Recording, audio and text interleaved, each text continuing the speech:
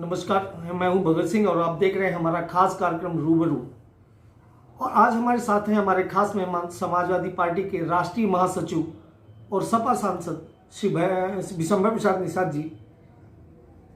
आज सांसद जी से हमें कुछ चर्चा करेंगे यहाँ के पूरक बजट में। सांसद जी, अभी आपको अखिलेश यादव सरकार में अखिलेश यादव जी ने जो राष्ट्रीय अध्यक्ष हैं समाजवादी पार्टी के, उन्होंने आपको वहाँ का मुख्य सचेतक बनाया है राज्यसभा का। सबसे पहले तो हमारे दर्शकों की तरफ से आप सबको बहुत बहुत बधाई। लेकिन एक अहम सवाल, इस समय संसद चल रही है और पूरा बजट प्रस्तुत हुआ है और बजट में बहुत सारे लोगों को बहुत आशाएं थी और उन आशाओं में ये बजट आप किस नज़र से देखते हैं? कितना उपयोगी है आम जीवन में? जो केंद्र सरकार ने 2021-22 का जो बजट प्रस्तुत किया है, ये पूरी तरह से लोकतंत्र से हटा करके ये पूरी तरह से जो है प्राइवेटाइजेशन कारपोरेट घरानों के लिए काम कर रहा है। क्योंकि देखने में मिल रहा है कि जो बजट में सारी व्यवस्थाएं दी है तो कारपोरेट घरानों के लिए ज़्यादा और गरीब किसान मजदूर के लिए बिल्कुल कम सुविधाएं दी है। जितने सरकारी उपक्रम हैं, जितने पीयूष हैं, या चाहे रेलवे देखिए, चाहे एयरपोर्ट देखिए, सब प्राइवेट की तरफ जा रहे हैं। यहाँ तक कि लाल किला भी जो है प्राइवेट कॉन्ट्रैक्ट पे 1 करोड़ पे है। अभी वहाँ ऐसी एक दुर्भाग्य घटना हुई कि वहाँ किसी शरारती ने जो है झंडा लगा दिया, अभी तक गिरफ्तार नहीं किया गया। तो कहीं ना कहीं सरकार हर मामले में फेल हो रही है। जैसे सैनिक स्कूल है, उनको प्राइवेटाइजेशन की तरफ ले जा रहे हैं। LIC को जो स्वायत्ता थी उसकी ख़त्म करें, उसको 74% प्राइवेट शेयर कर देंगे तो LIC पूरी तरह से बर्बाद हो जाएगी। LIC का नामो निशान ख़त्म हो जाएगा। जो गेल हमारा सरकारी उपक्रम था, उसकी पाइपलाइन है। और यहाँ तक कि उत्तर प्रदेश में हम देख रहे हैं कि जैसे उत्तर प्रदेश क्या पूरे देश में जल निगम पानी सप्लाई, वाटर सप्लाई, टंकी बनाने का काम सारा काम करता था। धीरे धीरे जल निगम को, हम तो उत्तर प्रदेश की बात करेंगे, जल निगम को ख़त्म कर दिया। अभी करीब 2000 करोड़ के कॉन्ट्रैक्ट हुए थे झांसी में, मुख्यमंत्री जी आए थे, उनकी निविदा निकली। तो जल निगम जिसका काम है उसको न दे करके इन्होंने गुजरात के प्राइवेट कारपोरेट को दे दिया। तो इसका मतलब है कि अब वो 12,000 से ज़्यादा कर्मचारी हैं, घर बैठ जाएंगे। उनको तो 18 महीने तनख्वाह भी नहीं मिली। एक तरफ सरकार के लिए सबका विकास सबका साथ, वहाँ कर्मचारी हताश। इस समय अगर हम बात करें, इस समय जो पूरा बजट हुआ है और खासकर इस समय किसान आंदोलन चल रहा है और किसानों के लिए भी ये बजट आया है, और इस बजट में किसानों को कितना लाभ होने वाला है और किसान इससे कितना प्रभावित होगा? ये बजट के पहले तो किसान के लिए सारी सुविधा खत्म कर दी है। ये 3 बिल लाए। एक बिल लाए आवश्यक संशोधन अधिनियम लाए। जो पहले जमाखोरी को कंट्रोल करने वाला अधिनियम था उसको इन्होंने समाप्त करके जमाखोरों के लिए खुली छूट दे दी, नंबर 1। नंबर 2, कॉन्ट्रैक्ट फार्मिंग कर दिया। कॉन्ट्रैक्ट फार्मिंग और 1 डिस्ट्रिक्ट 1 क्रॉप से ये होगा कि एक जिले में एक फसल ही बोई जाएगी और किसान का 25 साल कॉन्ट्रैक्ट हो जाएगा।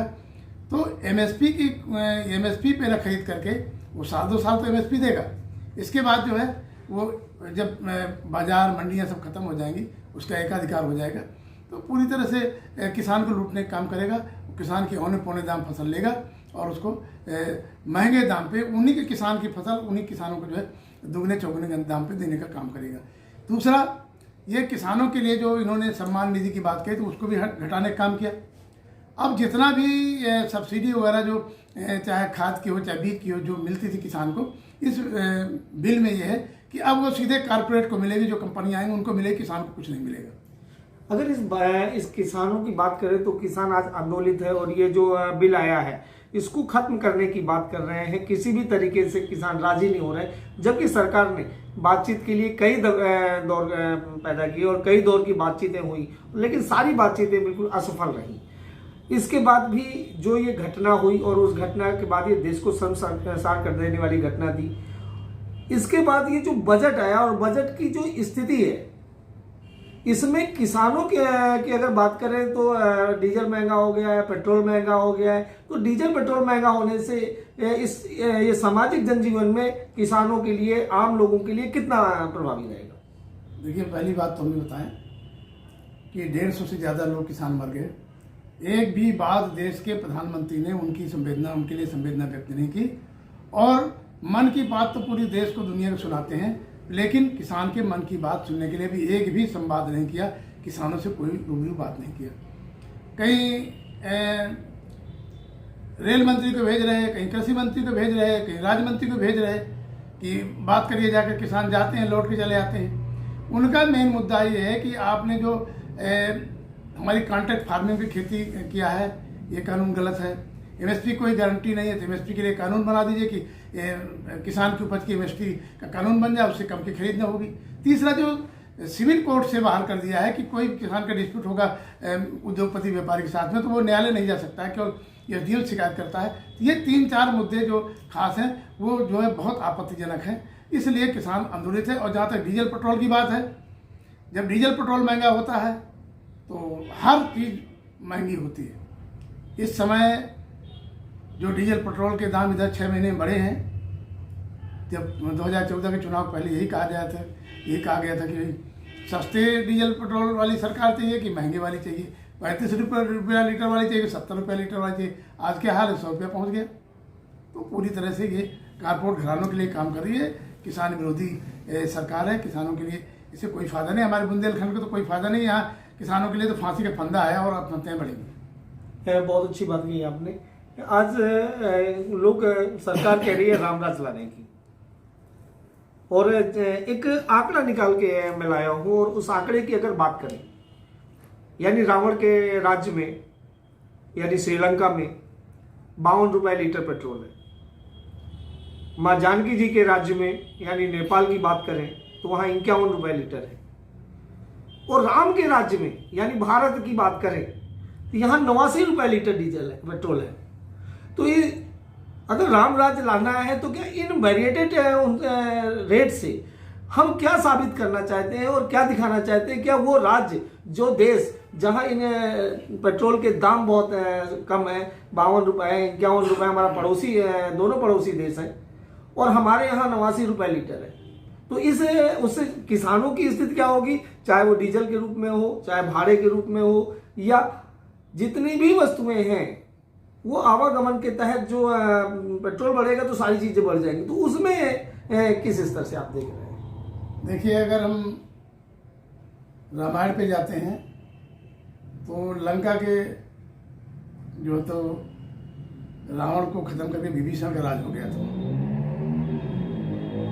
लंका से भी दोस्ती हट गई हमारी बीजेपी सरकार के द्वारा। नेपाल से, जो हमारा मित्र देश था, हिंदू राष्ट्र है, उससे भी दोस्ती खत्म हो गई। चीन को झूला झुलाने के लिए लाते हैं, और चीन जो है 38,000 किलोमीटर हमारी ज़मीन पर कब्जा कर लिया है। पाकिस्तान तो हमारा दुश्मन पहले से ही था। तो मित्र देश की बात जहाँ करते हैं, तो यहाँ सब जगह शत्रु देश हो गए हैं, और इनके लिए कोई पॉलिसी नहीं है, कोई नियम नहीं, कोई कानून नहीं है। हम लोग तो मांग कर रहे थे कि पेट्रोल डीजल को भी जीएसटी पे लाइए, अपने आप कंट्रोल हो जाएगा, तो लेकिन उसके लिए तैयार नहीं है। ये सारा का सारा जनता के ऊपर कर भार लादना चाहते हैं। और जिस तरह से, हम तो खुला बात करेंगे, जिस तरह से सरकारी उपक्रम जो है तो बेचे जा रहे हैं कारपोरेट को, अगर भाई घाटा है तो प्राइवेट क्यों ले रहे हैं, कारपोरेट क्यों ले रहे हैं? आप जो है डीजल पेट्रोल की बात करते हैं, चाहे एयर इंडिया देखिए, आप बेच रहिए, मतलब एयरपोर्ट में सारी सप्लाई जो है रिलायंस की हो रही है, रिलायंस पेट्रोल इनकी डीजल पेट्रोल की हो रही है। तो पूरी तरह से ये जो है और इसके दाम बढ़ेंगे, घटेंगे नहीं। आप चाहे लंका को ले लीजिए, चाहे नेपाल को ले लीजिए, उनकी तुलना में हर जगह से यहाँ महंगाई बढ़ना है। और ये कुल मिला करके ये कारपोरेट घरानों को लाभ पहुँचाना चाहते हैं। 2 परिवार के चक्कर में पूरे देश को बर्बाद करना चाहते हैं। ये सरकार कहती है कि इस बजट में, ये बजट अब तक का सबसे अच्छा बजट है, और इस बजट में सभी का ख्याल रखा गया है, व्यापारी हो या किसान हो या करदाताओं की बहुत उम्मीदें थी कि टैक्सेशन में कुछ लाभ मिलेगा, छूट मिलेगी, लेकिन यहाँ पर व्यापारी भी और वो टैक्स पे ही, जो टैक्स में अपने आप को बचत चाह रहा था, कुछ मदद चाह रहा था इस कोरोना काल में, उसको भी कहीं किसी तरह कोई मदद नहीं दी गई है। साथ ही शिक्षा की बात करें तो शिक्षा के बजट में भी काफ़ी कटौती की गई है। स्वास्थ्य की बात करें तो स्वास्थ्य के बजट में भी काफ़ी कटौती की गई है। जहां बजट बढ़ा करके देना चाहिए वहां सरकार बजट कम करती जा रही है। तो इससे कितना नुकसान है इन विभागों को होगा और उससे जुड़े हुए लोगों को होगा। देखिए, जो केंद्र सरकार ने बजट प्रस्तुत किया है ये पूरी तरह से ये इनके या नहीं कारपोरेट घरानों के द्वारा वहाँ से बजट निर्धारित किया गया है। आपने जो सवाल बताए तो चाहे शिक्षा के क्षेत्र में हो 6000 करोड़ कम कर दिया पिछले साल से, और आपके जितने भी ये शिक्षा स्वास्थ्य सभी में जो है बजट घटा रहे हैं। और जो उद्योगपतियों से संबंधित मामला है उनके लिए जो है हजारों करोड़ की छूट दे रहे हैं। विजय माल्या, चौकसी, नीरव मोदी सारे पैसे लेके चले गए, उसको पूरा करने के लिए इन लोगों ने उनको कारपोरेटर उनको जो रिबेट दे दिए, छूट दे दिया। और इसके अलावा इन्होंने पूरी तरह से कारपोरेट घरानों के लिए सारा काम किया। देश का बजट ज़्यादातर चंद लोगों के उनके खजाने में जा रहा है, जनता खजाने में कुछ आने वाले हैं। जनता के लिए पूरी तरह से विरोधी बजट है, किसान के लिए विरोधी बजट है। जहाँ जीएसटी का सवाल आपने बताया तो जीएसटी, मैं उत्तर प्रदेश से हूँ। उत्तर प्रदेश में चूँकि हम पैरवी करेंगे उत्तर प्रदेश की, उत्तर प्रदेश के लिए कोई भी सड़क के लिए, कोई नए काम के लिए कोई पैसा नहीं दिया। ये केवल चुनाव के लिए केरल के दे रहे हैं, पश्चिम बंगाल को दे रहे हैं। क्या मतलब भाई, आप देश के प्रधानमंत्री हो, उत्तर प्रदेश में आपकी सरकार है, राज्य में सरकार है, यहाँ के लिए सड़कें खराब हैं। यानी इसे अगर चुनावी बजट कहा जाए तो अतिशयोक्ति नहीं होगी। ये एक तरीके से पूरा चुनावी बजट है। आखिरी सवाल है और सबसे अहम सवाल मैं आपसे करूंगा।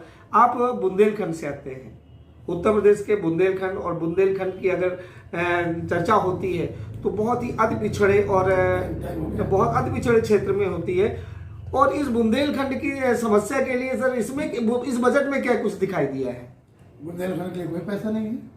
अन्ना सांड घूम रहे हैं, गाय घूम रही है, खेत जाड़े में मेड़ पे है। और मोदी जी जो है अपने मन की बात कर रहे हैं, और मन की बात सुने कि वो किसान अपना खेत ताकने की बात करे। आज पूरी तरह से खेती किसानी की बुंदेलखंड की बर्बाद हो गई है। धन्यवाद सांसद जी, बहुत बहुत धन्यवाद आप हमारे कार्यक्रम में आए। और ये थे हमारे राज्यसभा सांसद और समाजवादी पार्टी के राष्ट्रीय महासचिव, और जिन्हें राज्यसभा का प्रमुख सचेतक माननीय राष्ट्रीय अध्यक्ष अखिलेश यादव जी ने नियुक्त किया है। एक बार फिर से आपको बहुत बहुत बधाई, बहुत बहुत शुभकामनाएं।